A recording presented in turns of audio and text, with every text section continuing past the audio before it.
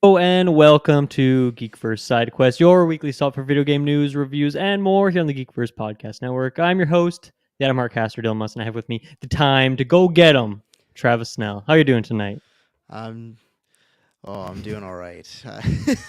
It's been a long day, but I'm excited to talk some side quests and video games and whatnot. So Man, it really has been a day. I think for both of us, we didn't really talk at all before this, but Travis, you were having some internet issues. I've had like a headache for the last like 4 or 5 hours, so I'm just getting through it.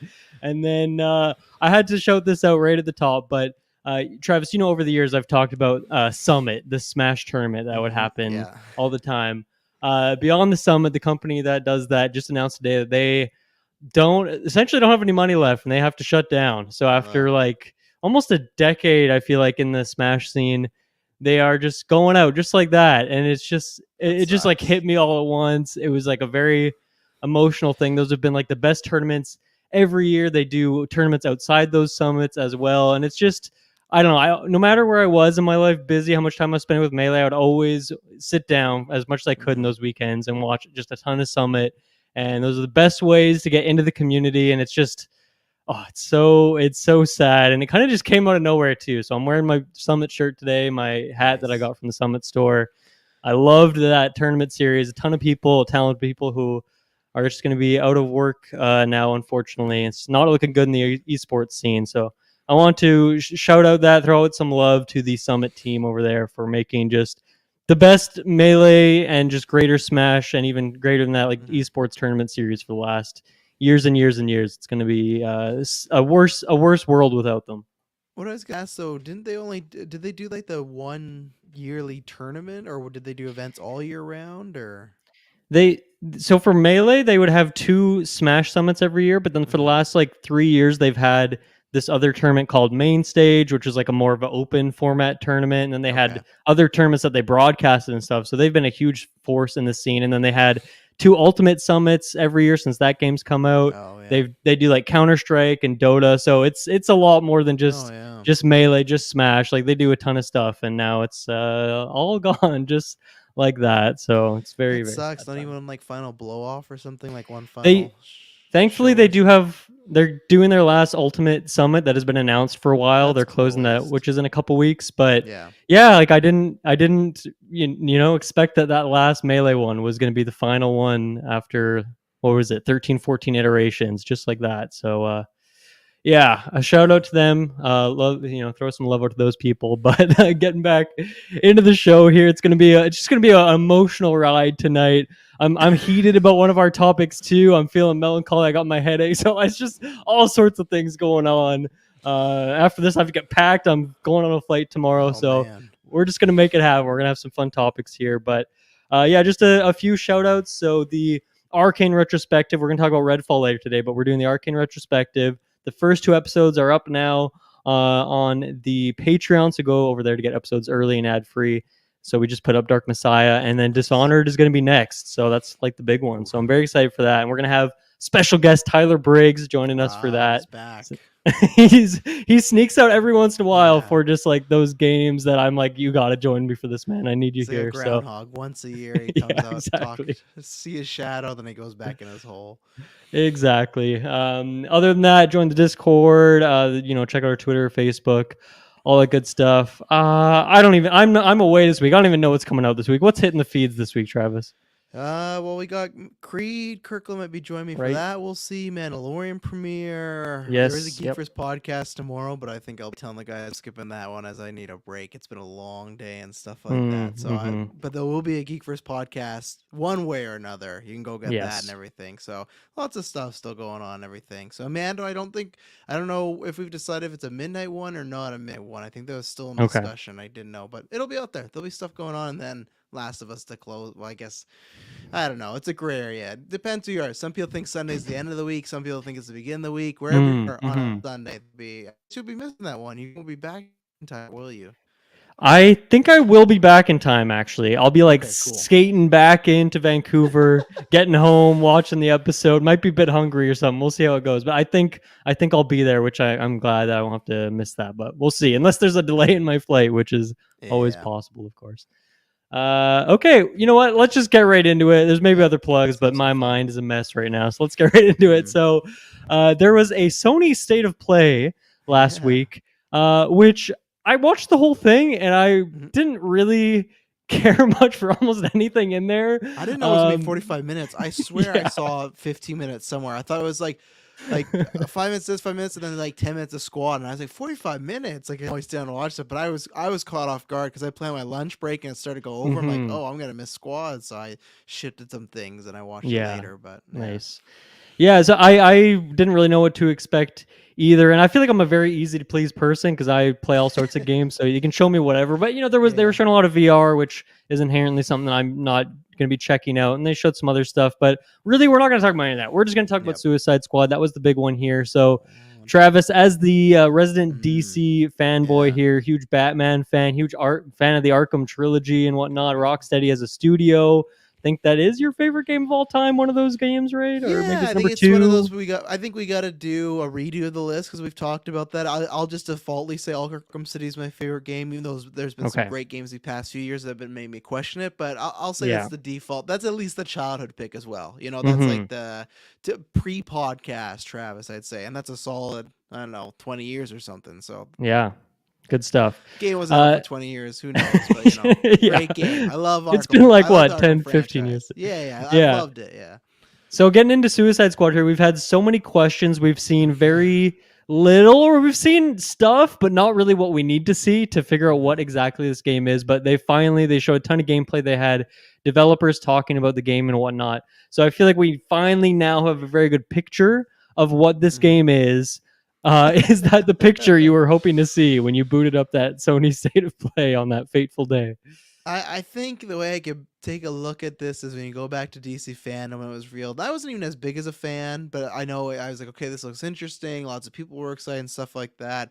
But I equated to a certain Mona Lisa and Glass Onion that at first it looks good, but the end result is not so well. And luckily, there's been so many delays and so many rumblings. I've been prepared for this. I think it would have been Mm-hmm. worse if we only got that one DC fandom teaser and then the next one was this, because that'd been like a shell shock. But so I was prepared for this. I guess I was just not prepared for me how uninteresting it looked for me. I agree with people that it looks like Fortnite-y, and I'm not a Fortnite fan. It just looks like there's lots of jumping, and the thing that I'm like the least excited about, not even the gear, because the gear, whatever, I knew that was coming.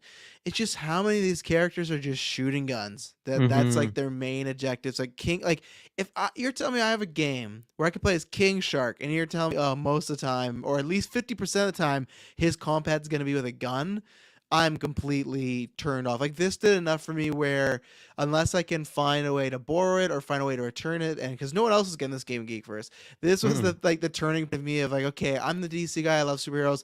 I'll at least get the game to put a review out there. If I can't find a good way to save money or be able to return after, there won't be a squad review because it turned me off that much. That I just looked like I had no interest whatsoever. And at least even something like this year that was, or I guess last year, lackluster, I'd say Gotham Knights, is that came up, but Mm-hmm. there's still like a fun story aspect to it. And I think the Batman lore and the characters for the most part they nailed. So it'd be like, okay, it's very arcadey, button mashy gameplay, but the story, I don't know how much I feel like they show little clips, but I feel like those clips of story could be very minute. So I know we'll probably talk more of it, but I really Mm-hmm. didn't see anything of define like anything good other than like the cutscenes. Like visually look great, the characters look great. It looks, yeah, I don't know, but this was a even more turn off, and I was prepared to not really like what I was going to see with all these rumors of the none of the games of Surf. It just looks like another game that's just reskinned with DC stuff, and I think that's the worst part.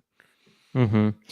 Yeah, I think I'm very much in a similar boat, though. I was obviously coming in from a place of there's a lot less on the line for me. This game didn't Yeah. like line up to be what everyone wanted, but I guess yeah, I was surprised when I forget if they showed the footage first or a developer was like, "Here's our third person shooter," and like they really highlighted that like this is a third person shooter. I was like, "Oh, interesting choice." And then watching the trailer, like yeah, you're right. This is a lot of shooting. Now they're also like all these characters have different unique movement options, and unlike Gotham Knights, looks like you have an actual jump in this game, so that Yep. I think is a good But thing. what? But at what cost, Dylan? At Yeah. what cost?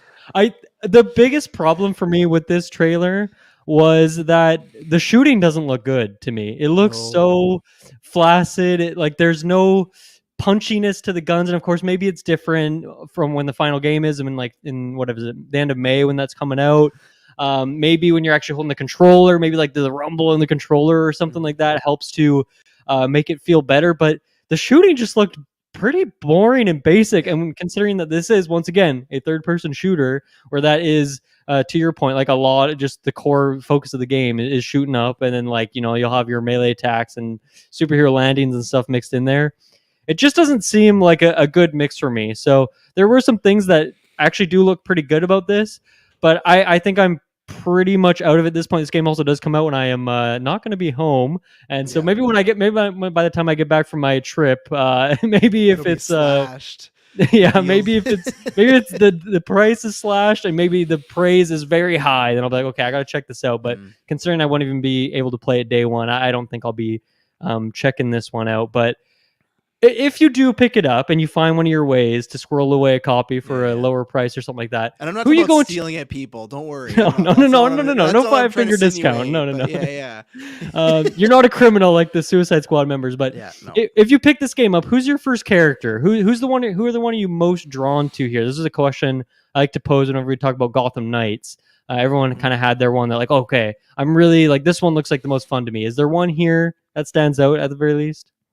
I think unfortunately, no, there wasn't anyone that I was like, no, there wasn't anything I was dying because I feel like, okay, a couple of them got some cool like animations, but the animations to me just like look like when someone executes you in Call of Duty. It's like, okay, that's cute and everything. Like, I guess for a sentimental value, Harley, but out of anybody, probably would have been King Shark because I think that's and I'm not always like a tanky type of player, but there's just something about, I always like that look at King Shark, and it's just like, he's a shark. Like, I feel like you should be able to create some very fun, interesting, dynamic combat, and that's why I say, okay, I imagine his little combos, or if there's like a build up your bar and do a special move, his would probably be the most fun. But like you said, most of the game looks like it's that like right hand over the shoulder shot of them holding the side gun and stuff, so probably King Shark. But that's my worries. Like I said, I didn't really feel drawn to anybody. I think it's just because so much of that footage looked very similar, even when they'd show like, oh, here's a cool quick cut, like the boomerangs and stuff like that. And I guess it's like I said, even then it's like, Captain Boomerang, and here he is just shooting a bunch of guns. So it's just, no one really pulled me one way or the other. I think it would be like depending a lot on those unlock costumes of who got some cool ones, maybe. Right. But they're already doing what they did with Avengers, where that was a big thing this week, that to get like a certain specific type of costume, you have to buy the pre-order or whatever. And it's going down that very similar path of like, I feel like there's gonna be costumes that are gonna be like Avengers that cost like $15 to get one skin, and it's just I think it's more the other thing that's just sucks about it. I think most people are with me that it's Rocksteady. I think it would have been different if it was a company doing this, and even if it was Warner Brothers Montreal, but Rocksteady, like, I just don't feel the jump of the Arkham trilogy to this. This just feels, and not in a good way, when it's like, oh, look at this developer, they're changing up, doing something a little bit different. That's cool. Like, look at the history of like a Naughty Dog per se, right? Of where they started, when they went, or Insomniac, like this looks like it's like 10 steps back. It does not.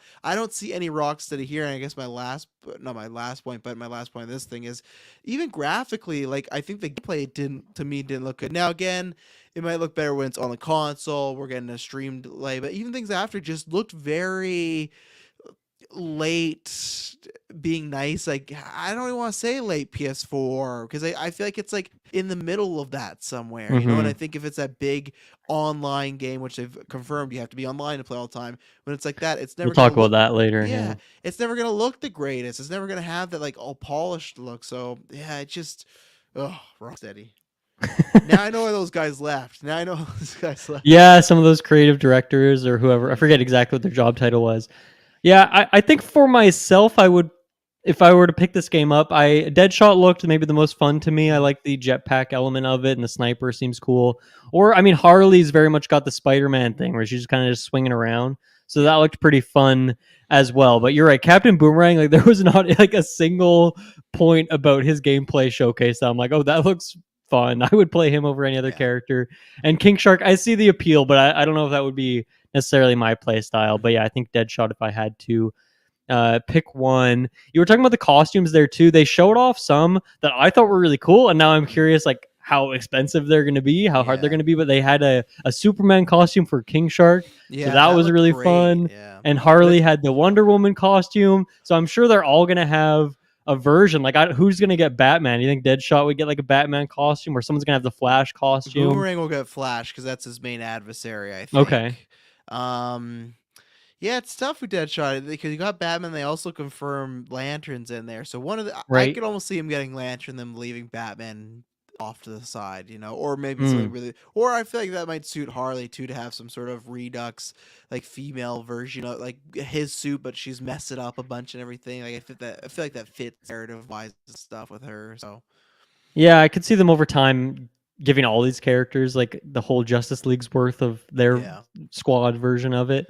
And then we'll just Um, have to wait 3 years later till the game closes, and then they'll put all the costumes for free, just like Avengers. Oh, we'll talk about that too in a bit. I wanted to ask you this, like, so my DC knowledge quite limited. I more of my attachment is to Gotham, which is just like New York with a few slight differences. But I still feel like over the years I've at least gotten quite attached to Gotham in its ways. I understand more about it. I like it. Metropolis is not a place I'm too familiar with. But when I was watching this, other than like two Superman statues, it didn't really feel like DC. No. And even the characters were with the shooting element of it. They don't really feel like superhero characters. So, were you getting many like DC vibes from this? Like, were you picking up more things in the background that seemed very DC heavy, putting you in that world, or are you in my boat too on that? I think it's in the cutscenes you get that because obviously you got the other characters. I feel like they're making a lot of references to things, but in the actual gameplay, I think it's tough because you just have that the way the camera's positioned, well, and they're not always jumping, but it felt like they showed so much A of lot them of in the jumping. air and jumping. And that's the problem. Like when the camera's looking down, you're just looking like the rooftops of buildings, and not in the way of like Spider-Man where you're overseeing stuff. It's just like because you're kind of a little bit above it. So I didn't feel necessarily in the world, but I think the thing that might be different is I imagine a lot of these places we go to are going to be like not completely destroyed, but a metropolis under attack. So you wouldn't see it in like its full form and stuff like that. Mm. So I hope to see more, but I feel like even that gameplay they showed off was primarily just mostly just Metropolis. It didn't feel like other than seeing some character cutscenes that they were like showing, okay, here's Gotham, here's Star City. Like it didn't feel like a big variation. So no, it didn't feel again, that's where it comes down to. It feels like this could be a online game like Fortnite or like Multiverse. It's like, oh hey, and we've added DC characters to it. Mm-hmm. Yeah. So Speaking of multiverses, it's funny when they were showing off Harley. I like just thinking because that was one of my favorite, if not my favorite character in multiverses. I just love Harley's moveset. It's very playful. It yeah. very much fits the character that I know, which I didn't feel like was he. Like I didn't feel like it was. She's very playful. I guess she's swinging around a bit, which is cool and all. But I don't know. I was like, man, multiverses did like such a better Harley to my opinion here. And I'm sure story wise, there's probably something here that's more captivating than that, but that was something that stood out to me. Well, Yeah, that's the thing that boomerangs. Oh, I was just gonna say that's the thing that I Oh, go ahead. imagine you'll get that in those cutscenes and stuff like that Yeah, because that's yeah. what Rocksteady was really good at and everything. So also I apologize Mm-hmm. if there's a little bit of delay. I've had some Wi-Fi issues today, so not Mm-hmm. purposely trying to cut Dylan off. Yeah, we're dealing with some tech issues tonight. It's all good. Boomerang, yeah, not much boomeranging going on, but a lot of teleporting. Yep. But yeah, that leads me to this, which is something that I couldn't really get a vibe for necessarily from the trailer in terms of how this gameplay system is actually going to work. But when their developers were talking about it, and it seemed really cool, which is they're talking about how you kind of build your, I guess, combo meter, which who knows what that does, whether that's like boosting your damage, giving you just kind of different finishers and like those Mhm. big superhero landing, big moves like that. Not too sure. But they talked about how it's you have to use like a mixture of your weapons mixed with movement options, and you're kind of incentivized to be going back and forth, like quickly, do a little bit of shooting, do one of your movement abilities, whether that's a dash, a slide, maybe like some sort of jetpack move, continue shooting, and like you can't just get a combo built up by continuously shooting people and hiding behind like a barricade or something. You're really being incentivized to move around, which is what the trailers like. They are very movement focused. It's just hard to know like, okay, do you actually need to do that to succeed at the game, or is it Mhm. more just like if you want to excel like the hardcore difficulty or whatever it is, you'll need to understand some of these systems more. But that idea sounds great to me. Like that sounds like a potentially really fun system. That's kind of removed from the DC side of it, just like in terms of an actual gameplay system, it seems decent. Yeah, I like what you're describing. Thinking that's just like I'll have to wait and see. Yeah, I like what you're definitely. describing, but like I said, you also described lots of variations way to go, and also just the fact of is it gonna matter or is it just like a build up? Because that was the thing with Gotham Knights, they had that like that combo thing where eventually you get up and then you just do like a big move, and that's where I don't want it to be exactly like that because it just didn't, it just feel like okay, you could have made this like a skill tree thing or something like that, like a auto power. So Hmm. I'll same thing that one I'm kind of jury's out. The idea is good, but I am so far they've kind of let me down on all turns. That's why I'm kind of preparing to be let down on most things with this Hmm. game. So Yeah. It also seems like, so obviously this, they really want you to play multiplayer, but of yeah, course they have to say you can play single player too, but you really want to play multiplayer. But one of the things that it seems like, if you are playing single player, you cannot switch between characters on the fly. It seems like you'd have to, I guess, pick a mission, mm. and then you would get that character for that mission, and then you can switch, at that point. But I think that's a bit of a disappointment. I love if you'd be able to switch easily on the fly. So that's just one thing. I don't think they really necessarily confirmed that you can. It just didn't really seem like you could. And I think they would have shown that if you could, because that would have been a fun thing. But it just, maybe since the focus is multiplayer and you wouldn't be able to do that in multiplayer, why would they bother doing it for single player? I guess is maybe how they justify it. So that's too bad. I just feel like I'm having deja vu, and we're talking about Avengers because that's the same thing, right? The same thing with Avengers is you would pick a Yeah. person for that because I was like, oh, you could switch in Avengers. Oh no, you couldn't. I remember you'd pick the mission, and that was always one of our complaints. I remember so many people around that time was like, oh, I wish I could just switch with heroes in between and stuff like that, because like that Marvel Ultimate Hmm. Alliance feel. So I just had that feeling of, oh, it's literally that again, where you pick somebody and again, I guess if you like Avengers, you like that setup. And if you really like a character, then sure, you can Hmm. just set out to go. And I'm not sure how the leveling system is going to work. Also, we know we got gear and stuff like that, but I'm not sure if it's going to be the same. Like, you got to really put in the time. Like, we play with Harley a bunch. Is she going to be, other than the gear, really statted up? Do they kind of level up together? Because if maybe you're Harley, but the other characters are around doing like mission like things like they did in Avengers, right? Where you weren't always Hmm. alone. It'd be like, well, the Avengers are CPUs and then kind of help you out a little bit. So, it'll be interesting to see that, but yeah, I think that's a big missed opportunity. It was with Avengers, and it is here as well. So Yeah. Now I hate skill trees. You hate gear. That's kind of our new shtick, I think. yeah, Is there anything you want to say on the gear here? Is it no, just like I gear hate it. percentage is bad, and I hate that this game's doing it? Is there I anything more hate nuanced it. than I that? think the Gears names were even boring too. Like I hate to sound so negative on this game. Like I know that's I'm not actually trying to be the guy kicking down. Like if you looked at this, because I know even Espouse in our chat said like, oh, I looks good to me, looks fun. If Yeah, you're yeah. enjoying this, that's good. He was the one It person, to be clear. Everyone else was like, I don't like yeah, this, I felt bad, but but that is important. it's one of those things where unfortunately, like the gear thing, I really don't like. But then everything it's doing is like versions of like, oh, that's I have some issues there and stuff. And oh, yeah, the gear.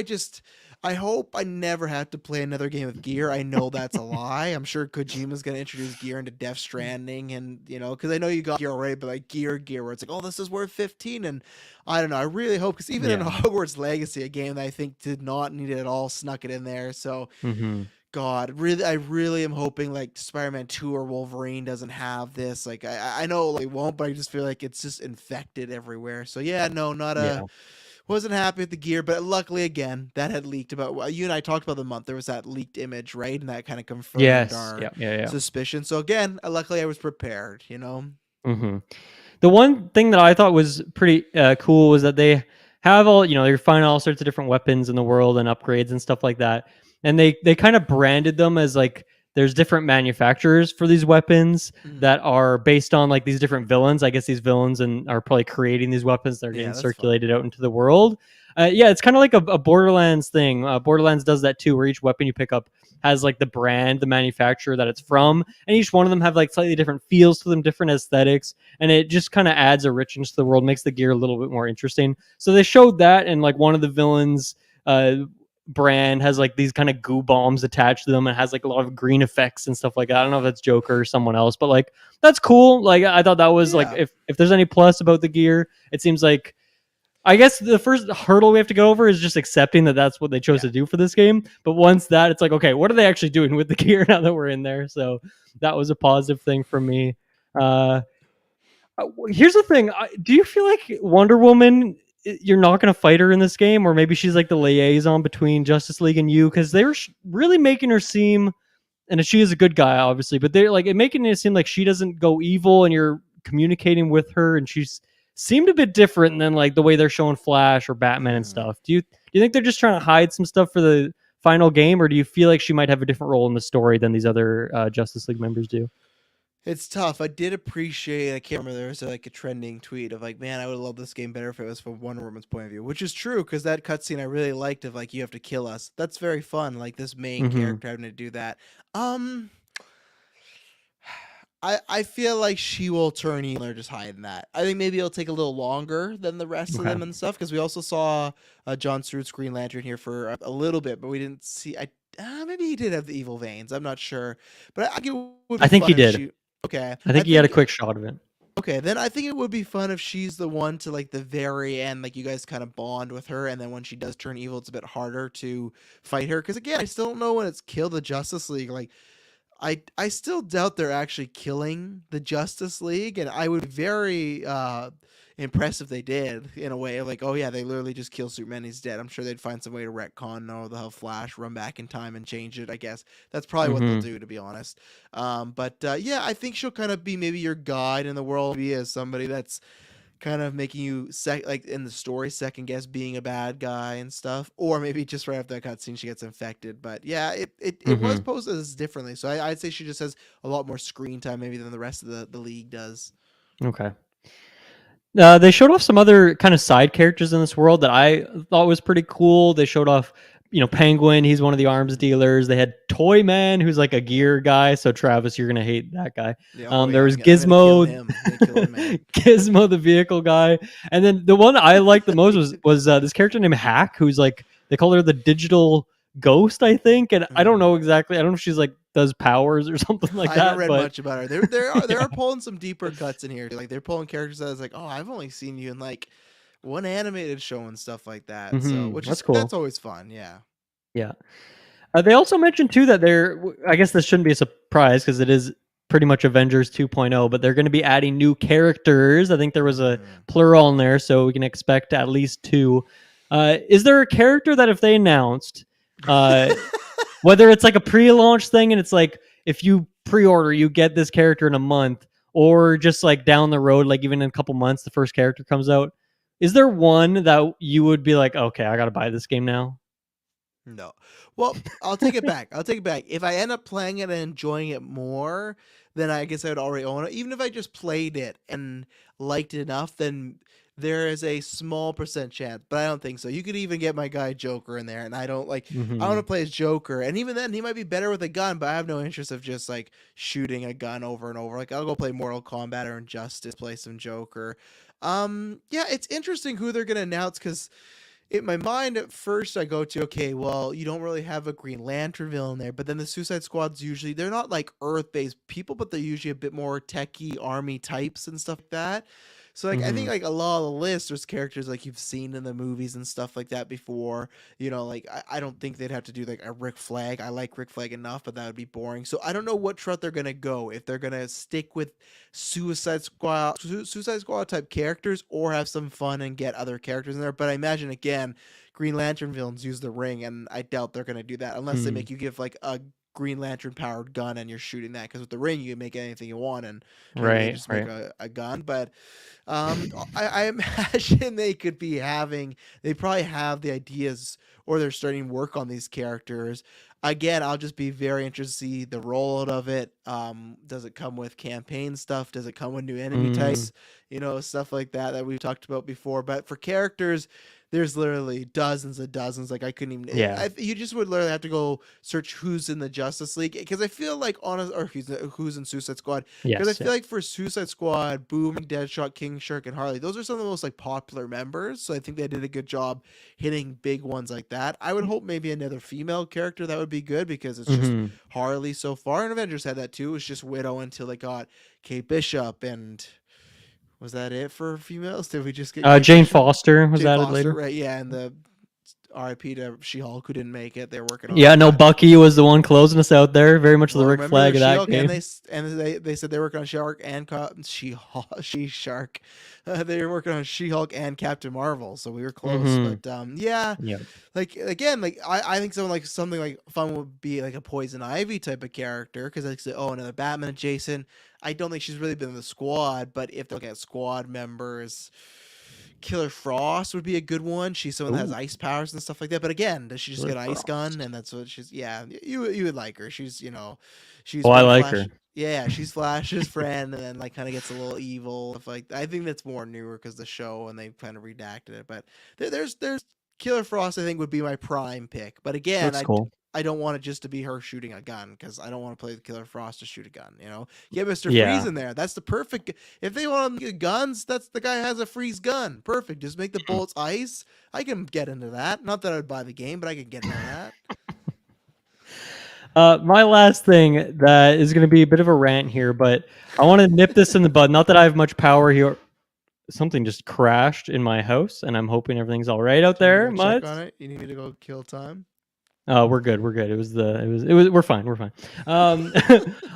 So like I said, we don't have much power here over in Sidequest, but maybe a designer developer might listen to this, or maybe a fan will listen to this, and then they'll permeate this thought. But I want to nip this in the bud right now. This always online thing for games that have single player as like an option to it. Yeah. Can we please stop that right now? Never ever do it again.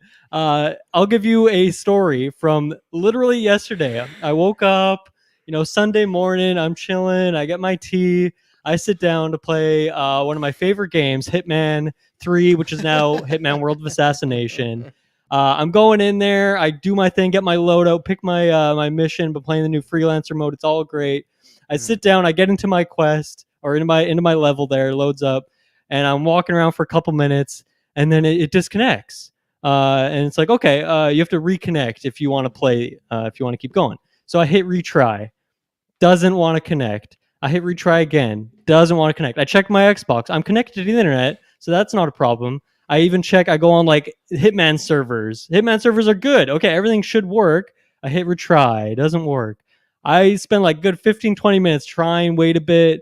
I close the game, reopen it. Just server's not working whatsoever. And in Hitman, when it's doing that weird thing, you cannot play the game at all. It does not let you walk around in the world. You cannot play it whatsoever. It is unplayable. This would be maybe one of the greatest games of all time, honestly, if were it not for this online thing that is such a pain in the ass. You can't do any progression. You can't play the game if you're not connected, even though it is an entirely single player experience. I get it. It's a bit different for Suicide Squad, but if you're someone like a lot of people, Travis, if you were to play this game, you would probably be playing the whole thing single player. Yeah. The fact that if the servers are being janky on the day, if your internet's just not working, or if you live in a place in the world where internet is a lot worse than we have it here in North America, and even I have internet issues in my house a lot of the time, that's not even what the Hitman thing was. It was just Hitman being stupid. Like, you just cannot play these games. And then what about 2, 3, 4 years from now? Let's say this game isn't super popular and they have to shut the servers off, and now this game, it just doesn't exist anymore. It's no longer playable. We saw with Avengers. I don't think Avengers required you to be online at all times. No. But still, like they decided to, like, when they mentioned, okay, we're going to close this game down, we're going to delist it. So that game, as of whatever it is, September, they're just getting rid of it, even though it has like a really solid 10-hour long campaign. It has some of the best. Play the campaign? No, they're well, we can because we own it, but they're delisting it, so you can no longer purchase from then on. And like all this, like, there's tons of great stuff in Avengers still. Some of the best move sets ever for these characters. A really solid campaign, bunch of great content in there, and it's like that game just no longer exists. And this game's going to be that same thing too, because the only online. It might take a bit longer, but if this game is not huge, it's going to get its servers kicked off, and it's going to be just an unplayable thing. And I just hate this trend so much. And I hate, too, that my most anticipated game, Redfall, right now also has this stupid ass always online thing. And that game, thankfully, is part of Xbox and is on Game Pass, so they'll probably support those servers for a long time. But someday, I will probably just not be able to play Redfall anymore because the servers are eventually turned off and the game does not function without it, even though you're not doing anything that's actually connected to the internet. I hate this trend so much. I really, really want it to go away. So obviously, I don't really care about Suicide Squad so much, but I hate that this trend is. I hate this is becoming a trend, Mhm. and I want it to stop right now for games like this that aren't exclusively online. Yeah, and I also just think like obviously they make those choices, but I don't imagine all of them make that choice. I imagine the people working on these games can't be the biggest fan of it too, because like you said, there's gonna be a point where unless you own Avenge, the game you spent years Hmm. making, you just can't even purchase it, and it's almost just a no good game. And even then, like, and in my opinion, even if you could still go and buy Avengers for $5-10, I think $5 or $10 is worth that campaign. If Yeah, some person online is like, absolutely. oh, I Yep. want to play that, that's a solid, fun campaign for 5, 10, $15. But the fact that you won't be able to even buy it, it's just ridiculous. And like I said, that's just like your work just gone. It's just yeah. And Hmm.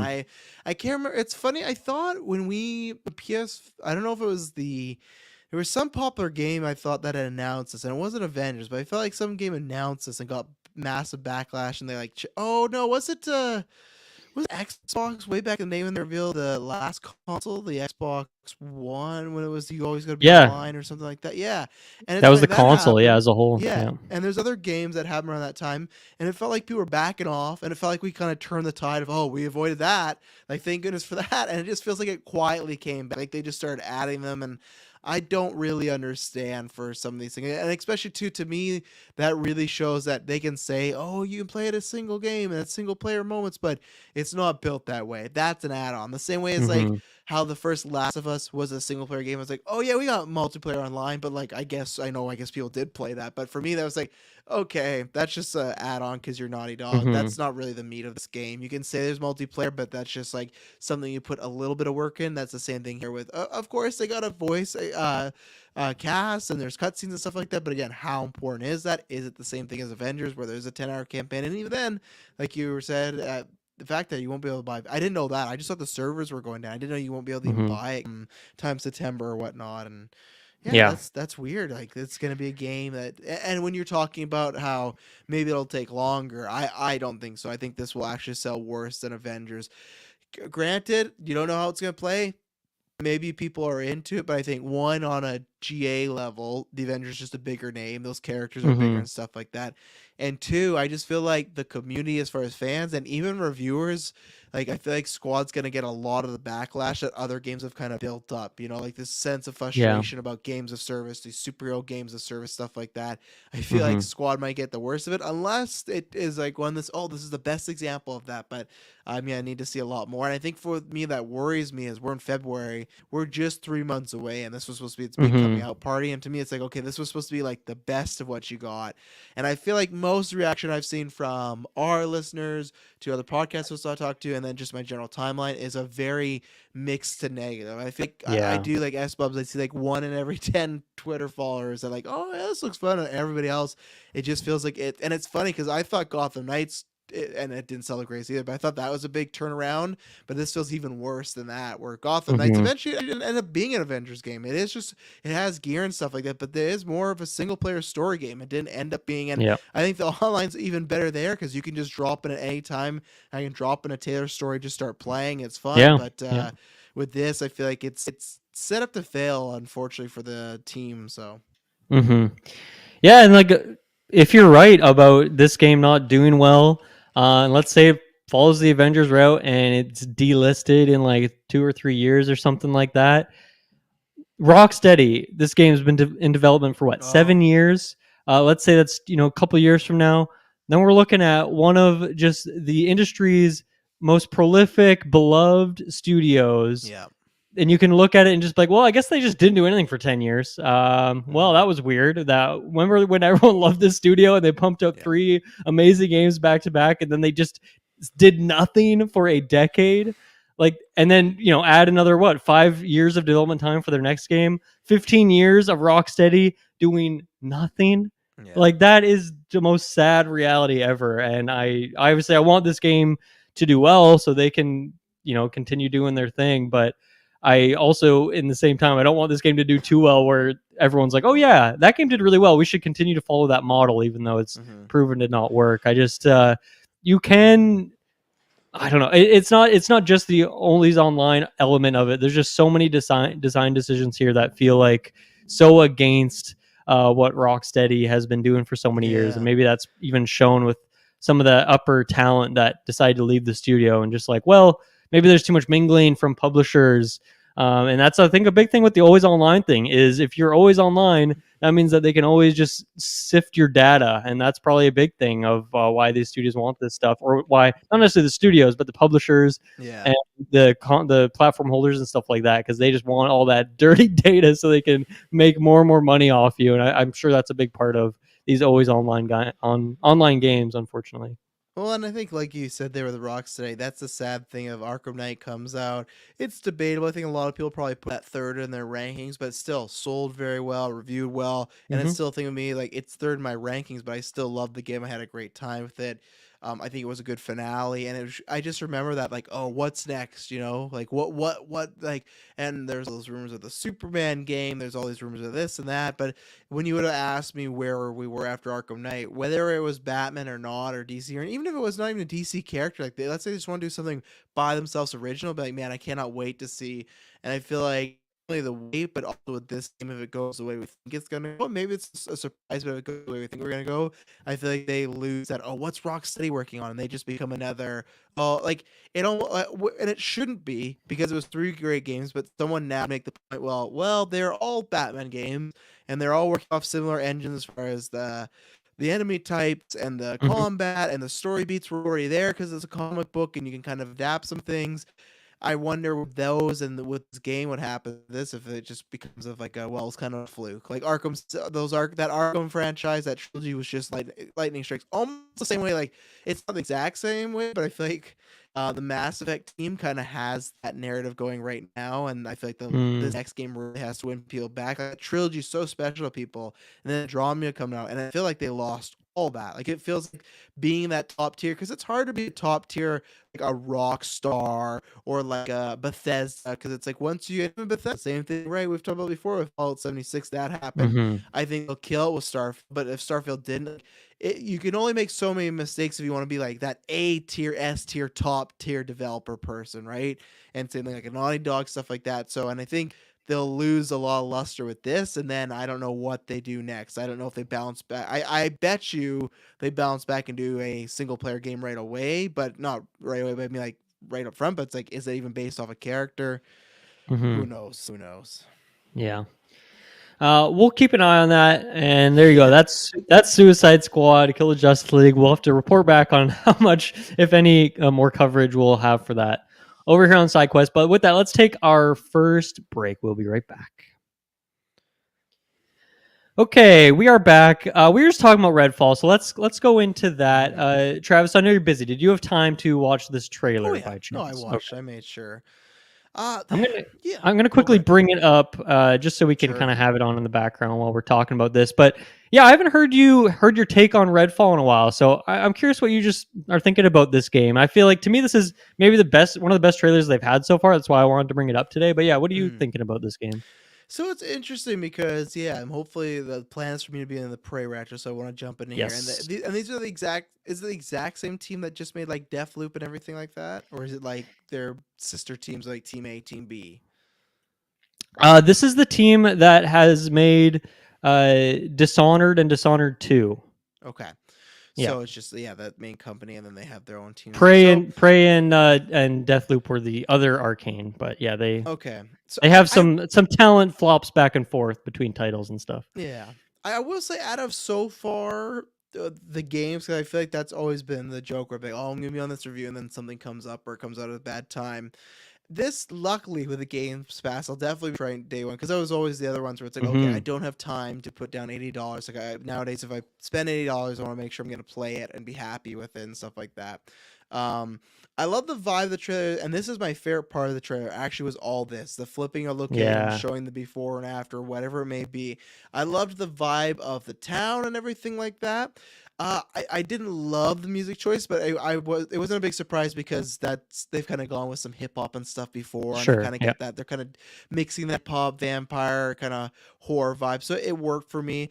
I guess just so far, it's like my least anticipated. If you were to, let's say, I never heard the reviews of any of their games, Arcane's game, and if you were to line them all up, I think I would have put this last, because I still have it and it's on Game Pass. I have to. Like, definitely, I remember that trailer blew me away, and I hear nothing but good things. And I feel like Yeah. all their trailers kind of blow me away. Where I liked the reveal Redfall, and this I like, but this one, if this wasn't free, this would be way down the list. But because it's on Games Pass, I'll likely try it, get a couple hours, and have some fun. And I think it has a good scope, but it's not pull me in as much as the other ones have. But again, it's one of Hmm. these things where I just kind of trust it, because unless they make a misstep, it just sounds like they always make good stuff. So Yeah. Yeah, I obviously am a huge Arcane guy. I'm loving everything they do, but I have been super curious about this game, just because it's a big jump for them. You know, going to an open world format, co-op mm, in a big way is not something they've done before. So it's a lot of big changes for them.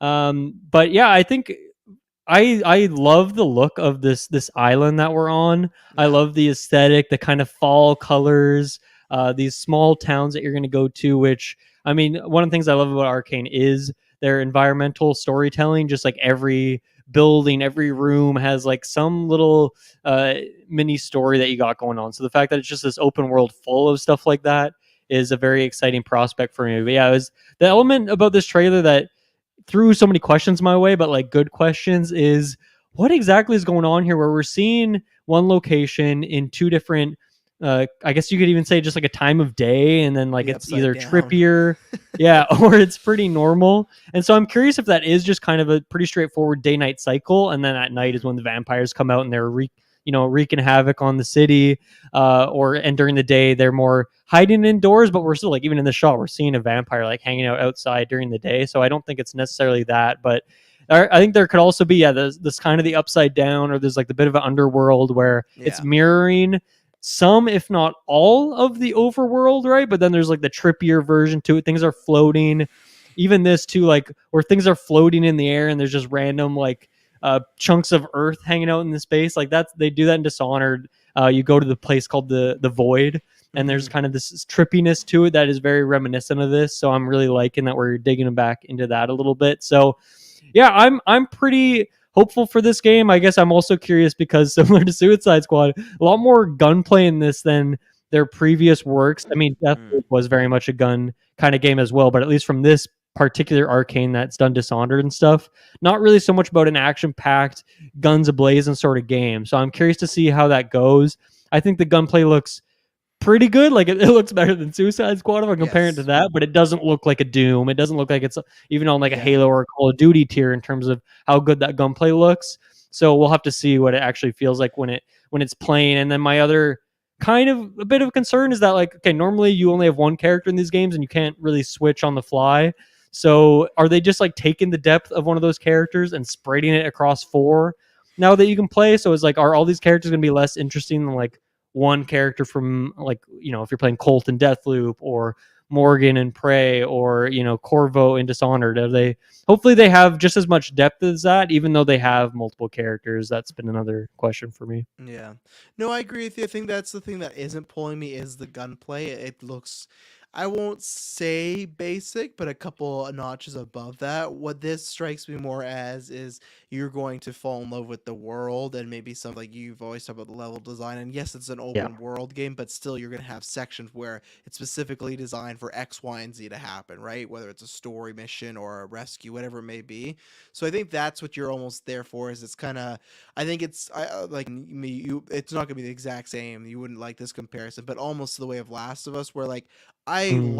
I like the last. I actually someone that likes the Last of Us gameplay, but I'm never saying like that's what it's there for. But that's the same thing of like I'm not saying the story's gonna be the same thing as that deep, but I think this story would be more that action horror where you're having a good time. Like even that moment where they're in a living room and there's like blood and it leads to the door. Even that's like okay, Hmm. if the game's always filled with these type of moments, scenario settings, that's where it's like okay, if the gameplay, the gun shooting is just above average, that's might be like the best thing for it as far as to focus on the rest of the stuff because it looks really cool. And I like the idea of like because there's something about when I talk about Squad where those graphics looks very old. This looks older, but not in the old sense where it's like a couple of generations back. It's aesthetic. It looks very kind of, I don't know, kind of not in this sense, but in like a Saturday morning comic strippy type of horror Mm, way at times. Like in yeah. this, like it looks very like colorful, but in a different, Yes. very in a different way, not in like a Pixar, like, oh, look this bright. Like it looks very not cell shaded, but there's something in there. So Mm-hmm. that's what I do like. I think they're going for a look, and that's what they obviously it's still different, but that's what they did with Deathloop as well. Like I feel they've done a good Yes. job Yep. of. You can look at all these games and never. You look at Prey, Deathloop, this Dishonored, it never looks too samey, you know, where it's like Mm-hmm. I love Rockstar games, but between Red Dead and Grand Theft Auto, they're the same. It's just city western, you know, like Yeah. they Different move the setting. Yeah. same, they look the same, they have that same color palette and stuff like that, which I don't think these games do Mm-hmm. in a positive way. Yeah.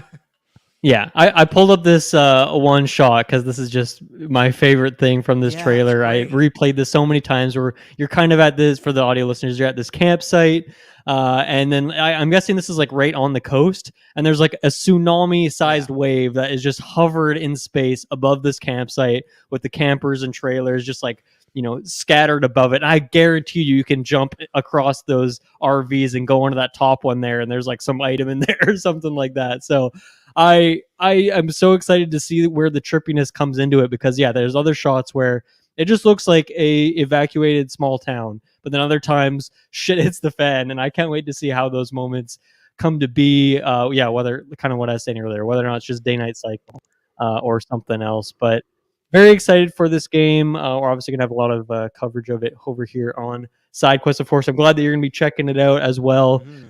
Taylor's going to be in there. Everyone with Game Pass, hopefully, is checking this thing Yeah. out. But yeah, we'll be talking about this thing a lot more later on. And how about with that, we cruise right into our final topic of the night, which is Midnight Suns. Of course, we keep dipping back in this well because we both love this Yeah. game so very much. Sooner than we thought we would, you know. Yes, I know, it's so quick. It was like a month and a half after launch is when Deadpool, that DLC, came out, and then I think it was like 3 weeks for the second one here, which is Eddie Brock Venom joining the game with another 3 new story missions, new boss fight, and all that stuff. So, how have you had a chance to play through this whole thing, or you just kind of dabbled in? Where you at? I got the last level to go. I didn't get to Okay, complete that. So have you completed that? I did. Yeah, it's once Okay. again like the 3 mission structure that the Deadpool DLC I had. figured. I was trying to Yeah. get in there, but again, hellscape day to day. So I was gonna say, is the last boss fight? Do you get to fight Mephisto or no? Not Mephisto, but there is Oh, a unique new boss fight added. missed opportunity though, and I thought that's where we were going and stuff like that. You can spoil I don't know about the mechanics, but as far as who's the actual character you fight, is it like a hunter taken over by a symbiote or something again, or what is Uh, it? it's Dracula. Perfect. That's great. That's fantastic. Do you have to take Blade on the mission?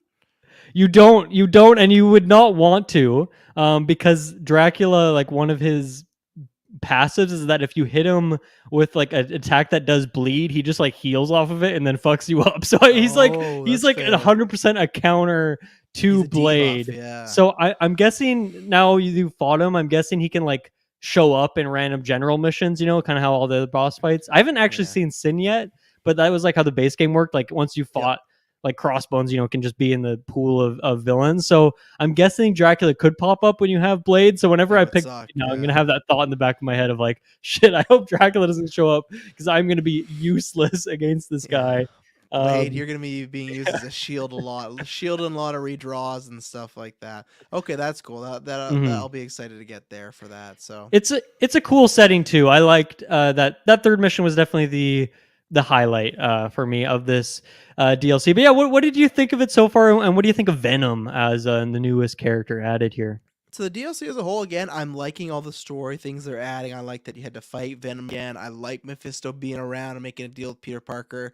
Mm-hmm. Mephisto's made a few deals with Peter Parker in the past that has actually resulted in one of people's like least favorite comic book runs ever. They hate it. Well, Oh, it okay. was at a point where Mary Jane and him were happy getting married, but he signed something to wish away, and everyone just hated it. So I got a good laugh out of that. I Mm. kind of wish they saved like the cocoon enemy types. I wish they maybe saved that to be over, but I'm wondering now with, well, I guess you got Morbius coming, right? So I was like, oh, are we gonna transition away from the vampires? But I don't think so. I still With feel like, Dracula, I feel like Morbius is next. That seems like, yeah. the I logical place to go. But I also thought that last time because we were yeah. seeing some vampire stuff, and I was like, oh, Morbius is obviously going to be next, but that didn't end up being the case. So who knows? I still really don't unless we are fighting Doom. I really don't know how Storm fits in this whole vampire storyline and stuff No, like that. But I don't know either. I guess we'll find out. So the stories of I like. They're good little cutscenes. I think Eddie Brock as a character is like he's like fine, and he like I don't really much interest talking to him in the Abbey and everything like that. Like there's nothing.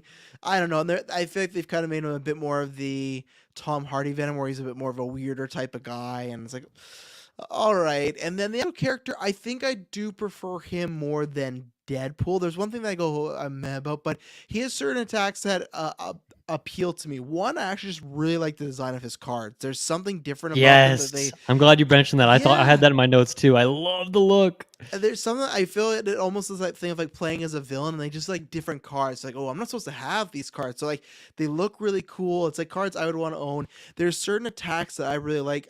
One, not a complaint because it makes these characters specials, but I feel like there's not too many characters with a big go into the middle and just like do a big burst. You got Scarlet Witch, Hunter, I have one of those, and Venom. I'm sure there's one more, but that's like a move I absolutely love to spam and stuff like that. Like, even Hulk does that. I think he has that as like his big finisher later on, like his big passive move. But so he's a guy that I actually might be adding a lot because I like characters that have that ability in those moments where like, hey, I gotta hit a bunch of people, or like when your characters get bound and stuff like that. That's an easy hey, unbreak them and stuff like that. I like he's very he's more powerful than I like. I think they did a good job of he's a boss battle, he's evil, and I feel like one of his first cards is you get that life steal that's like worth like 377 hack or something like that. I'm like, this is pretty crazy for like a first deck. So I actually like him quite a bit. I like him as feeling like a type of villain thing.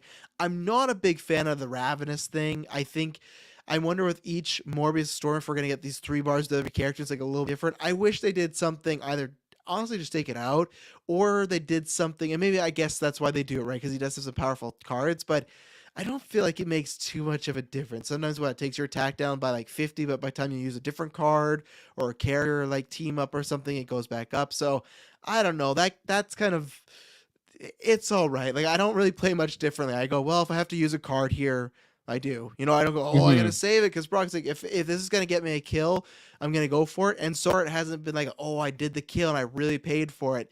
No, not really. So even then, maybe they should have a system that's more punishing with the Ravenous, you know. So, but so far, I'm liking it quite a bit. I'd put him over Deadpool right now as far as me enjoying the enjoyment of it. I'm excited to see like what his like ultimate friendship combo card would be, and like his like that I'm looking forward to. I just got Iron Man's the other day, and that's great. So Nice. yeah, I'm looking forward to playing with him, using him in New Game Plus one day, stuff like that. So Yeah.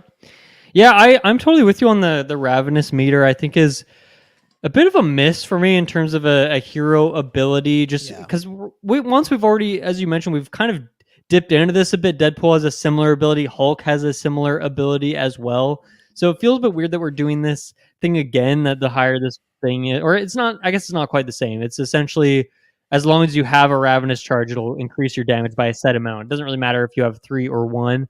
But I guess for me, it's too easy to always have a Ravenous because you have 3 in a turn. So if you have by default 3 card plays, and you start with a full charge of it, so you're probably good, and then you always get 1 every turn. You have cards that give you Ravenous, or you have cards that don't use Ravenous. And then his passive ability, I don't know if you got that yet, but it just adds like a percent chance that your card won't use up the charge when you use it. So which is like, I just feel like it's like 25% or something like that. yeah. So it just feels like far too easy to make sure you like always have it. So maybe I got to play with them more, and maybe I'm not like, I guess I'm not playing on the highest difficulty. I've dropped it down to like heroic 3, I think, for these, because I the first mission against Venom, oh my god, I was getting wrecked, and I was on like heroic 2 or 3, and he was destroying me. So I had to drop down the difficulty, and I brought it back up to heroic 3, I think now. And yeah, I'm just not finding it too difficult to try and manage that. But I'm really liking Venom because he's kind of a jack of all trades, where he does have the bind ability, he's got knockback, he's got some quick, he has he has his own life steal, he's got the AoE that you mentioned, so he's got like a little bit of everything. And I kind of have enough cards now where I think I only have one card that's in there twice. Other than that, I just have like a bunch of variety in there, and I really like that, and that works well too to make sure it's like extra easy to not use up all your Ravenous. So, yeah, I'm really liking the character. I love the look, right? Because I he looks similar to he did in the base game, but he has more of the just the classic Venom look instead of the horns and stuff like that. I love the look. You can get like a Carnage color palette for his costume that looks really nice with the kind of crimson red. So yeah, I'm really liking Venom, and I'm kind of opposite to you. I'm really liking this version of Eddie Brock. I don't know what it is. I think the voice is really good. I think he's got an ounce of humanity that I'm not used to. I think maybe the one criticism I have is that we're doing this thing again where, okay, he was affected by Lilith. Now he's freed and he's feeling guilty about what he's done. And he's like, oh man, I did all these things and like I wasn't in control, but I still remember them and stuff like that. And it's like, okay, we did that with Scarlet Witch. Yeah. We did that with Hulk. I don't really need this story a third time in this game, and also, it doesn't. It's like, dude, you're Venom. One point that the symbiote was making you. I would imagine most stories usually it starts with him not controlling, and then him and the symbiote get together. Now, I guess sure you could say some story here. Oh, him and the symbiote have always been good, but it's like this is a thing that like takes over your body. You know, you're kind of used to that. But I thought you were gonna go the trope that I'm done with is I hope Morbius isn't like this. I hate that like all these guys are just like super and like Eddie is Jack, but it's just like between Cap, Deadpool, and him, I just wish they gave them some variation of body type, you know, because they're just like such a generic big guy Jack, which I guess we talked about even with Wolverine and his hair. It just, I guess it kind of adds to it a bit of like the funniness, but they're just always just like. Yeah, there's pretty much two. There's like, Peter, Doctor Strange, and Iron Man who are like, thin, or there's like beefed out of your mind. Like there's just, it's clear that they made two body types and then each character fits to that and they give them a different costume. They all the women, of course they look all the same, of course. So yeah, that's totally fair. But I guess for me too, I'm just enjoying like getting to talk to Eddie and the way he talks about the connection he has with his symbiote and stuff. I guess just from the renditions I've seen of Venom, I don't normally get that humanized version. I've more just seen him as the villain. I'm sure in the comics you've just got a lot of that those kind of conversations. Eventually, but I've liked that, and he also talks about his classic like superhero, I guess anti-hero, villain, whatever you call it, like tragic backstory where his mom died in childbirth and his dad blamed him for that, and he's got all this like trauma and stuff too. But I'm really liking it. I like the dynamic he has with Spidey, where obviously they have a very storied past with each other, but they're trying to get over it, but they still have some animosity. So I'm really liking it. I think the voice performance is really solid as well. Every voice performance in this game I think is very solid. But also, man, just since there's a highlight on Spidey in these cutscenes and stuff, it's more than ever just like they really cheaped out on Spider-Man's like face. Like it looks fucking horrible. And the 4 cutscenes I've seen with him, I'm like, man, what did they do to my boy here? Like this does not look good. I feel so bad for him. Yeah, I felt awkward. I still had the symbiote costume when I did the first mission, so it didn't really feel genuine. And always talking about you can't be trusted. And here I am, Spider-Man symbiote and stuff like that. But something else, not that I'm done with the Venom praising, but like something I will praise the game is just so I'm playing at the point where I've beat the level. I know you beat the game and stuff like that, but I'm still having conversations with characters that I haven't had yet before, and it's just like because we talked about this in our first review that we really enjoyed the budding romance of Carol and Blade, and I don't know if I hadn't talked to them in a while or something like that, but I was talking to Carol, and that's when she was talking about like she was starting to maybe have an eye for Blade and stuff like that, and then we're going back for. I'm not sure. Have you ever had that conversation with her? They're like going steady in my game at this point. Okay, so that hasn't happened in mine yet. Interesting. That's so I don't know if it's just because I'm guessing you did the whole club, right? The book club. I did the book club and everything. Yeah, so I'm guessing there's just been times where I could have talked to them that maybe I was like, oh, I gotta check my gear. But that's one thing that I like is being in the game. But there's that, or still like the help of heroes pop up, or the like, become more friends with Deadpool and you'll get like a prize from Tony or something like that. Like I like that even if there's just like the hangouts or talking, it still just feels like the game's alive. That's what I like. Because there's sometimes when you beat a game and if you're playing the after stuff, it's like you just have some side quests or you just have the objectives, and that's like what I worry with like what Hogwarts Legacy might be like when you finish the main campaign, right? Just like go here, do this and this. So that's what I kind of like, that even if your journey is they're already going steady for you, because I was like, oh no, he's a cool guy, you should go talk to him, stuff like that. If you talk to them a bunch and you got that, I like that at the end of the game it wasn't like, oh, you've had to have this conversation or that's blocked off, because I feel like that happens tons where, and I know it's technically boots you before the main mission or the last mission, but it doesn't give you an option to replay the last mission, right? So I like that I could get that information dispersed to me at a later time, because now when I'm playing this game and I'm still, going through it, there's like little mini things happening. So, and I can't remember, there was something going on with Magic 2 recently. I can't remember what it was. I don't know. I don't think it was DLC based, or was it DLC based? Because I feel like I think there was something added from this Venom thing. Oh, it's Mephisto, right? Because Mephisto's popping up again, and so that's kind of bringing up some trauma for her, because we thought we slayed Mephisto. So I like that. And that's what I like. They don't have to do that. They could literally just kept it with Venom and Spider-Man pretty much, right? But the fact that you talk to Magic and then you talk to Wolverine, when you're talking to them, you could still get your friendship points too. That's what I like too. It's not just conversation. Like, it just always still feels like a working machine and stuff like that. So I applaud them as usual.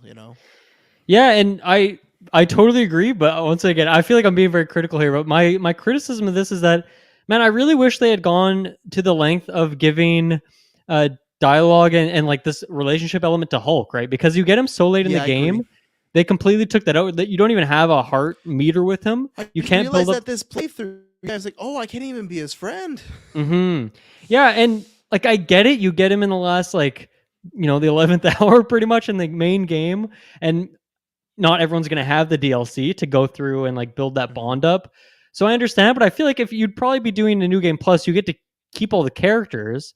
So that's where you could do the Hulk stuff, and you could at least like maybe you save some compliments and you could put a bunch of points into Hulk or something like that. So I understand why they didn't, but now that I'm playing through the DLC and I'm going through all these relationships, it's kind of a bummer to me that I can't even like talk to Bruce in any way, and I can't go painting with him or do a hangout with him. That's like kind of been a bit of a disappointment for me, because I love the character's design on the playstyle side of things, but it's too bad that he's just doesn't really get to be a character like everyone else does. And I think friendship levels are one of the things you keep in New Game Plus. I think the stuff like a Venom and stuff like that, you still have to unlock at a certain time because the bell tower, stuff like that. But actually, I don't even know it. Even then, I think you do keep your friendship levels. I know you have the cards back, but I think the friendships levels you do. And if you don't, then I'm never going to play New Game Plus until I get 5 with everybody. I'll stay there for years working on it. But I'm pretty sure friendship levels you keep. I should check that out. Okay. Yeah, I know you have to reset your cards. But okay, speaking, you don't want to be coming in there with every card, because then I don't think it'd be too challenging and whatnot. So yeah, speaking of that, one issue that the DLC seems to have sprung up is this game has just broken achievements, which is not something I normally care about. But for games that I'm loving and games that I want to do everything I can in, and then I've done everything that's in the game, then I'll maybe go do some achievements just to experience other ways to play this game and stuff like that. And like, yeah, all the Deadpool achievements, which I swear I unlocked, I was looking at, I don't have any of them. Like, I haven't completed his story. I haven't done whatever else with him. So that's too bad. And then like, yeah, some Venom one was broken. And then I realized that I had another one that was broken. That's like, you have to kill a boss with like a hero combo. And I'm like, man, I swear I've done that before. And then I did it on Dracula because I'm like, okay, well, I guess I haven't done this before. I'll do it now. And it didn't pop the achievement. So it's made it feel like I definitely had originally tended, okay, maybe I'll do a replay of this game at some point. I want to do the light side to get that achievement so I can get all the achievements in this game. But I might still do that at some point in my life. But since the achievements are broken and there's really no guarantee of me being able to do that, I'm kind of less incentivized to do that. Not that I really want to do it now because I've spent so much time in this game and I still have another 10, 15 hours worth of DLC to play through when that comes out. So just something I want to shout out. Venom also does have research things you can do, but nothing that really changes the Abbey a whole lot. Like, you get like a new computer in the corner, and that's cool and all. But even Deadpool, like, at least you couldn't really interact much with the food truck, but at least it was something that changed it. So I was maybe hoping for a little bit more there. And then here's a quick spoiler, Travis, but I don't think you'll mind that I'm spoiling this. But no mention of Doctor Doom with the end of this DLC. So now I'm back on page like, I don't know if he's actually going to be in this. This might have been a sequel thing instead of a DLC thing, especially with Mephisto kicking around Dracula. He escapes. He doesn't die, of course. So I don't know what's going to go on with Doom. We've talked about this a lot at this point, but yeah, obviously you haven't finished this DLC quite yet. But No, but what I do you just think? Do you figured. get him at this point? I just figured because it felt like with the Deadpool one there was multiple mentions, and then with this there was nothing. No, I'll be really disappointed if they showed that metal arm and it's not there. I think you could have not shown it and have these mentions be not as bad, but I guess my only hope is maybe that you get Morbius next. He wraps up the vampire storyline, and then when Storm gets in there, there's a quick Doom fight that wraps that up. That's my perfect world. It's not a perfect world, so I'm gonna prepare for that he's not in the game, because then if he is, then I'm nicely surprised about it. But and if he is, that's something that they should definitely show in marketing and preview, because not that you could play him, but still just the fact that you could fight him, I think helps a little bit of like, oh, that's interesting. Yeah. But I'll reserve to he's not in there, and there's even a chance that, because I guess we fought Mephisto, maybe they could make Mephisto the. Well, we never last fought boss. Mephisto, right? He was never a boss fight. Did we not? I guess You we were go to his courtyard. realm and you fight his Goonies, but you never actually fight Yeah. Mephisto. He doesn't have a Okay. boss fight mechanic, so that could still be a thing we could do. He would be a good last And I DLC guess boss.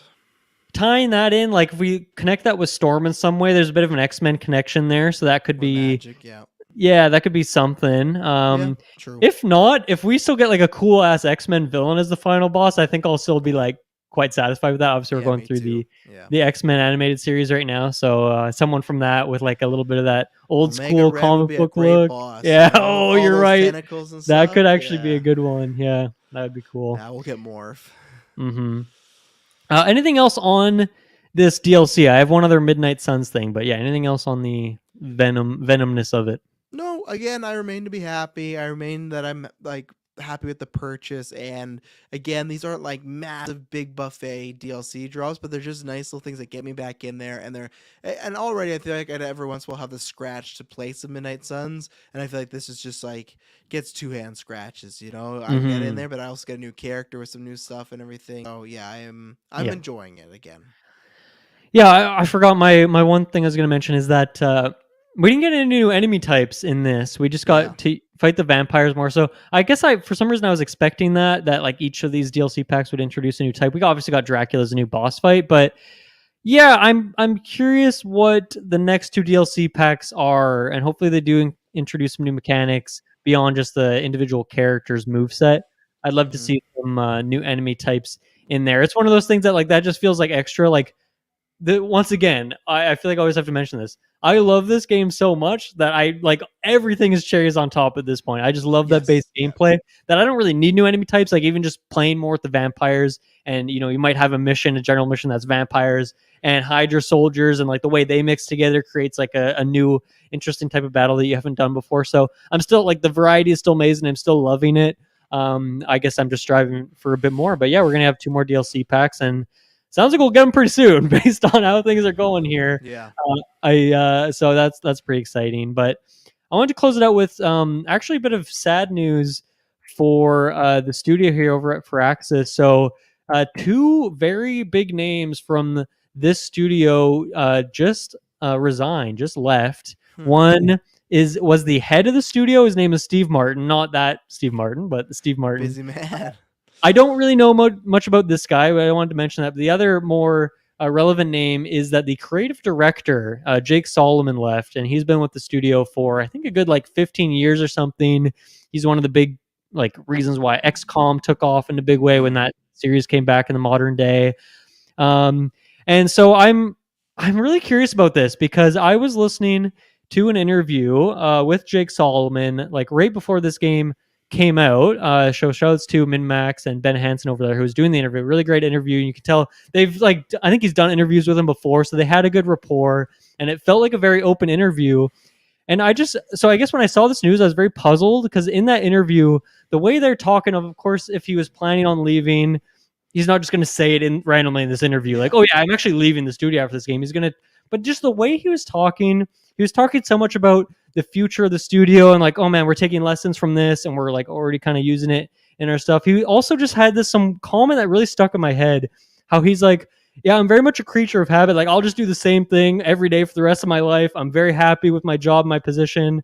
I love the creativity. I love working with Marvel and stuff like that. Everything he was saying about this like there was 0% of my mind that thought, okay, this guy's about to leave this. So I don't know. Once again, it could just be he's done a million interviews. He's really good at interviews. He wouldn't obviously he's not like going to spill the beans, but even just he could have been so much more cagey in this interview and said like, yeah, I can't announce much, but we're working on stuff. But he was like being so open about talking about the future of Firaxis and how he loves working with the studio and the design issues and how like this was like the best his favorite project yet.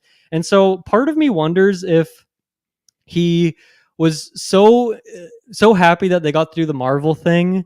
This is very much put the tinfoil hat on for this, but he was so happy they got through the Marvel thing, and the game's just not doing well financially. And maybe since that interview from now, they're talking with Marvel, and it's like, oh yeah, we're not gonna like really fund another one of these things if you guys do another this. So maybe the publisher, the people above him, because he's a creative director, were like, yeah, we're gonna make an XCOM game next. That's where we're going next. And maybe he just didn't want to do that anymore. Maybe he wanted to. He liked doing something new. He liked doing Marvel, and he doesn't really want to go back to XCOM. Maybe that's something what it is. So this is a lot of conjecture on my part, but I bring it up because when I saw this news that he was leaving, I was very surprised and something seemed a bit fishy for me. But Travis, do you have any thoughts on this? Well, I think that all will come down to what will they do next, right? And that'll be interesting with this. And I feel like that happens a lot with studios and developers and companies that if they try something new, then it doesn't work, they go right back to the same thing. And it would just kind of unfortunate because I guess it's good for the XCOM fans, stuff like that. But it also just like, hey, like,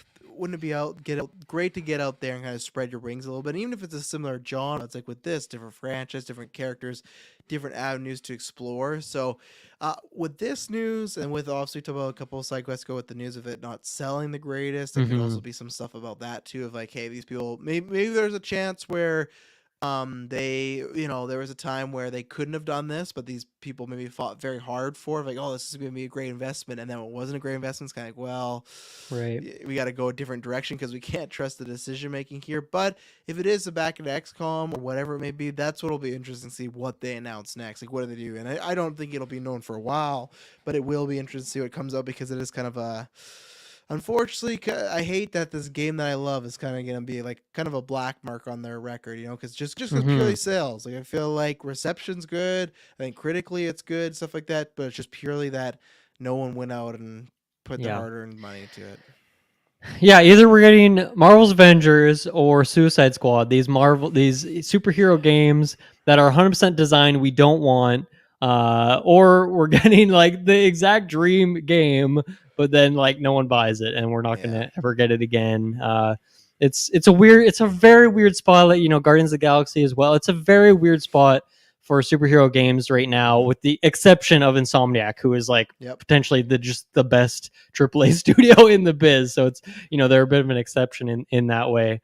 And maybe Spider-Man isn't to some extent as well. But yeah, I mean, this bums me out. Like I am just inherently slightly less interested in whatever this studio does next, because when it comes down to it, the design of Midnight Suns is fucking amazing. I've played so many tactics games in my life, and this is by far one of the most interesting, one of my favorite. Taking away the grid, which is just already such a huge change, and making that work, and making it about this thing with movement and positioning and this card system, which people hated the idea of it, but was actually such an amazing choice. Fantastic. The design across the board in this thing, the relationships outside of combat too, all the design there, such an amazing game.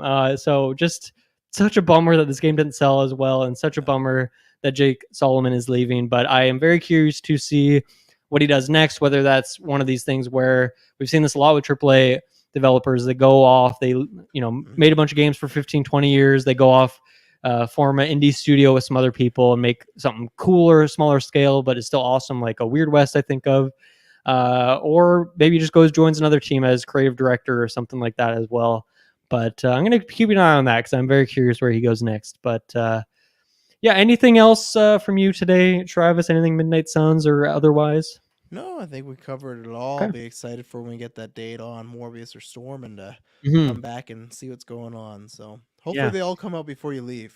That's the prime goal. Yeah, what are we?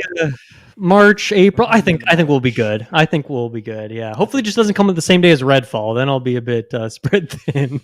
Yeah. Thank you everyone for listening. There's been some rumors of maybe some Starfield information this week, and maybe a release date, maybe a new trailer or something like that. So we'll keep an eye on that. Maybe next week that'll be what Sidequest is talking about. If not, me and Kirkland will be talking about just a bunch of games. I'm going to talk more about Hitman. I think he's been playing the new Total War expansion. So good stuff on the horizon here. But yeah, tune into the feeds. Thank you for listening, everyone, and we'll see you next time. Go buy Midnight Suns. Bye-bye.